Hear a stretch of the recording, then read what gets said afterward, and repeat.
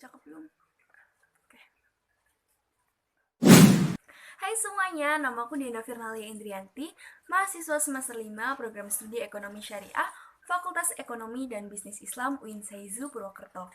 Nah, hari ini aku mau review nih mengenai salah satu materi dari mata kuliah Ekonomi Sumber Daya Manusia. Nah, sebelum kita mempelajari lebih dalam lagi tentang ekonomi sumber daya manusia, ada baiknya kita belajar dulu mengenai pengertian dari sumber daya manusia itu sendiri.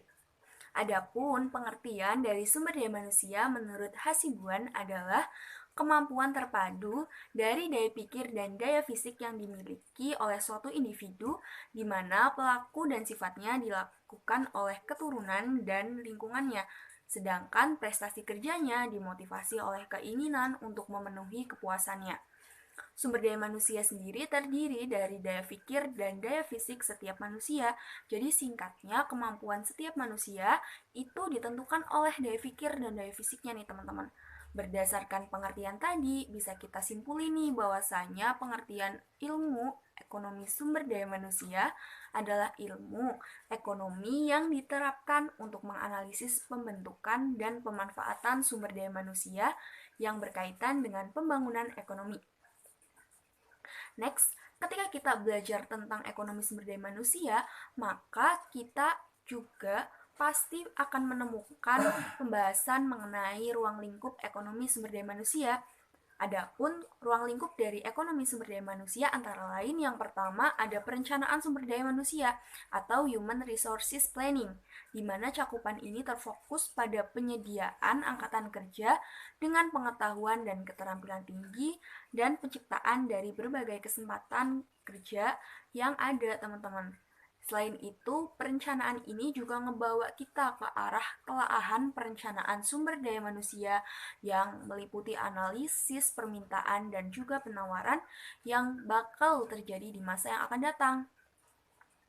Lalu yang kedua ada ekonomi ketenagakerjaan, di mana ekonomi ketenagakerjaan fokus pada masalah serikat pekerja, hukum ketenagakerjaan, asuransi sosial ketenagakerjaan, diskriminasi terhadap gender dalam perusahaan, kemudian manajemen perusahaan.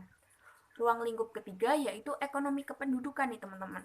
Cakupan pembahasan dari ekonomi kependudukan sendiri adalah masalah ekonomi pembangunan yang berkaitan dengan kependudukan seperti pemanfaatan tenaga kerja dalam pembangunan, ekonomi, dan juga dampak pertumbuhan penduduk pada pembangunan ekonomi. Jadi ekonomi kependudukan ini sebenarnya tuh cakupannya benar-benar luas nih teman-teman. Jadi nggak cuma yang tadi aku sebutkan. Nah, dari 3 ruang lingkup tadi sebenarnya kita udah punya gambaran nih apa aja yang bakal kita dapetin ketika belajar mengenai ekonomi sumber daya manusia. Jadi contoh relate-nya mungkin kita bisa nih tahu lebih dalam lagi mengenai pengangguran, kemudian cara penanganan dari pengangguran, kemudian aspek-aspek apa saja yang menyebabkan pengangguran, apa karena tingkat pendidikan yang rendahkah, atau karena kurangnya penawaran lapangan pekerjaan yang ada di Indonesia kah, atau mungkin juga ada faktor lain nih yang menyebabkan pengangguran menjadi salah satu kendala yang bisa dibilang menjadi PR pemerintah dari tahun ke tahun. Nah, mungkin untuk pembahasan dari video ini cukup itu. Semoga apa yang aku sampaikan ke teman-teman bisa bermanfaat. Dan terima kasih yang udah nonton video ini dari awal sampai akhir. Dan sampai jumpa di ulasan mata kuliah lainnya. Bye-bye. Terima kasih.